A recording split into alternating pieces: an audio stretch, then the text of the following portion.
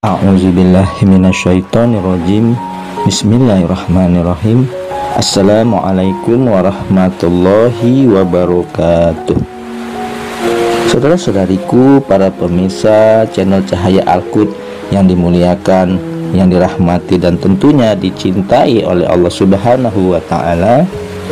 Pada pertemuan perjumpaan kita kali ini, kita sama-sama akan membahas mengenai bagi pengamal tahajud hendaknya tahu kapan pintu-pintu langit dibuka agar doa yang dipanjatkan cepat dikabulkan oleh Allah Subhanahu wa Ta'ala. Nah, saudara-saudari yang dimuliakan Allah, kalau kita rajin melaksanakan sholat tahajud, hendaknya kita harus tahu kapan saat-saat doa dikabulkan, kapan waktu-waktu yang mustajab untuk kita berdoa agar doa kita dikabulkan oleh Allah Subhanahu wa Ta'ala. Saudaraku yang dimuliakan Allah, seorang hamba dapat berdoa kapan saja, dan Allah pun berjanji akan mengabulkan doa dari hamba-hambanya. Tetapi Allah Subhanahu wa Ta'ala dan Rasulnya telah menginformasikan saat-saat pintu langit terbuka, yang mana pada waktu itu jika suatu doa dipanjatkan, maka besar peluang bagi doa tersebut akan dikabulkan. Di antaranya yaitu yang pertama, saat berkumandang azan. Apabila azan telah dikumandangkan, maka pintu-pintu langit dibuka dan doa diijabah. Hadis riwayat At-Tayyalisi dan Abu Ya'la, hadis dari Anas bin Malik. Lalu yang kedua, saat iqamah dikumandangkan. Saudaraku yang dimuliakan Allah, jika iqamah sholat telah dikumandangkan, maka pintu-pintu langit dibuka dan doa dikabulkan. Hadis riwayat Ahmad, hadis dari Jabir. Lalu yang ketiga, saat sholat sunnah qabliyah zuhur, bahwasanya Rasulullah Sallallahu Alaihi Wasallam sholat 4 rakaat setelah matahari tergelincir sebelum sholat zuhur. Beliau Sallallahu Alaihi Wasallam bersabda, ini adalah waktu di mana padanya pintu-pintu langit dibuka, maka aku ingin ada amal salehku yang naik pada saat itu. Diriwayatkan oleh Ahmad dan At-Tirmizi, hadis dari Abdullah bin As-Sa'ib, yaitu barang siapa yang menjaga 4 rakaat sebelum zuhur dan 4 rakaat sesudahnya, maka Allah akan mengharamkan atasnya masuk neraka. Hadis riwayat Ahmad, Abu Daud dan At-Tirmizi, hadis dari Ummu Habibah. Lalu yang keempat, saat menanti di antara 2 sholat. Saudaraku yang dimuliakan Allah, Abdullah bin Amr radhiyallahu anhu berkata, kami sholat maghrib bersama Rasulullah Sallallahu Alaihi Wasallam, dan di antara kami ada yang pulang dan ada juga yang tetap berada di masjid. Lalu tiba-tiba Rasulullah Sallallahu Alaihi Wasallam datang tergesa-gesa, dan dengan nafasnya pun tersengal-sengal sambil mengangkat kainnya hingga terlihat lututnya. Beliau bersabda, bergembiralah kalian, ini Rabb kalian telah membuka salah satu pintu dari pintu langit. Dia membanggakan kalian di hadapan para malaikat seraya berfirman, lihatlah para hambaku mereka telah menunaikan sholat fardu dan mereka saling menunggu sholat yang berikutnya. Hadis riwayat Ibnu Majah dan Ahmad. Lalu yang kelima, saat di pertengahan malam, pintu-pintu langit dibuka pada saat tengah malam. Lalu ada penyeru yang akan berseru, adakah orang yang telah berdoa sehingga doanya akan dikabulkan? Adakah orang yang meminta sehingga dia akan diberi? Adakah orang yang dalam kesulitan hingga ia akan diberikan jalan keluar darinya?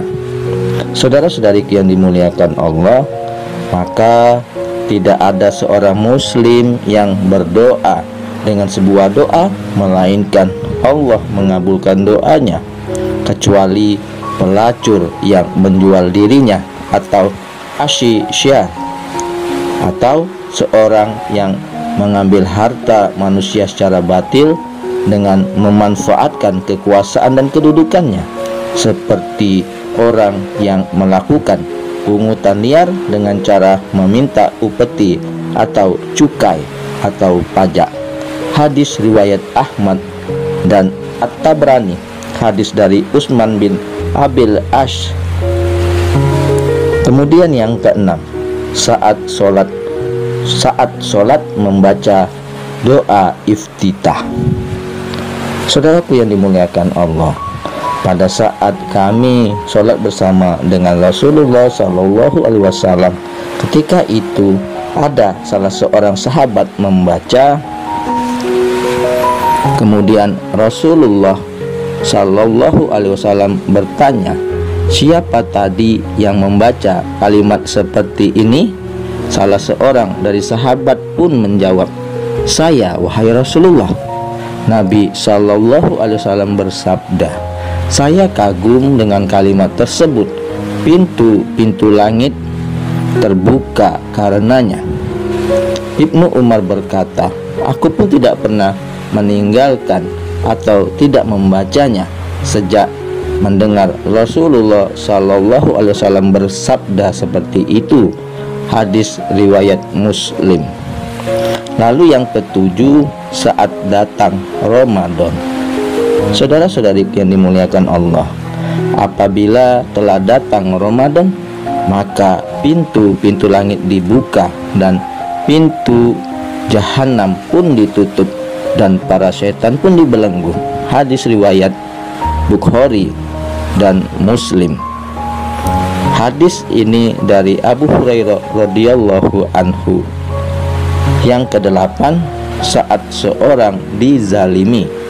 Ada 3 macam golongan manusia yang doa mereka tidak akan ditolak, yaitu orang yang berpuasa sampai berbuka, pemimpin yang adil, dan doanya orang yang dizalimi. Allah akan mengangkat doanya sampai di atas awan dan dibukakanlah pintu-pintu langit untuknya. Dan Allah pun berfirman, demi keagunganku, aku benar-benar akan menolongmu meskipun tidak serta-merta. Hadis riwayat At-Tirmizi dan Ibnu Majah dari hadis Abu Hurairah radhiyallahu anhu. Lalu yang kesembilan, yaitu saat turun hujan.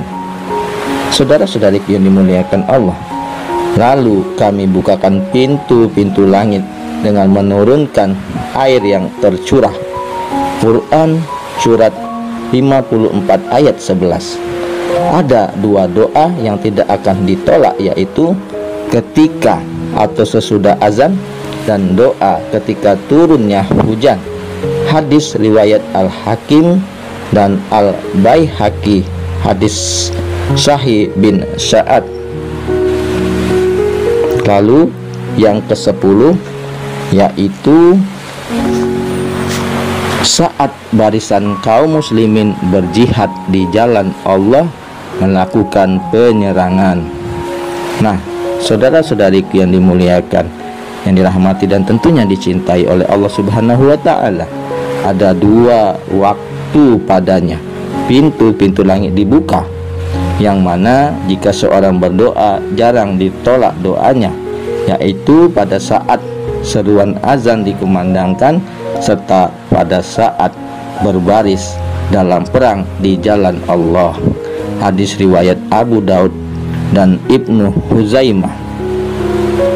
Nah, saudara-saudariku yang dimuliakan, yang dirahmati dan tentunya dicintai oleh Allah Subhanahu wa taala, maka setelah kita mengetahui kapan saat-saat doa dikabulkan, mudah-mudahan kita semakin semangat dalam menjalankan ibadah-ibadah, baik ibadah wajib maupun ibadah sunnah. Dan kemudian bagi kita pengamal tahajud, hendaknya agar doa-doa kita lebih mustajab, kita harus mengetahui kapan waktu-waktu yang tepat, kapan waktu-waktu yang mustajabah, yang doa kita apabila kita berdoa akan segera dikabulkan oleh Allah Subhanahu wa ta'ala. Demikian, mudah-mudahan apa yang kita bahas hari ini, kita bahas saat ini dapat menjadi manfaat bagi kita semua. Mudah-mudahan apa yang disampaikan ini mendapat ridho dari Allah Subhanahu wa ta'ala. Adapun yang benarnya datangnya dari Allah, yang salah adalah kesilafan dari diri saya pribadi. Kepada Allah Subhanahu wa ta'ala saya mohon ampun. Subhanakallahumma wa bihamdika asyhadu alla ilaha illa anta astaghfiruka wa atubu ilaih.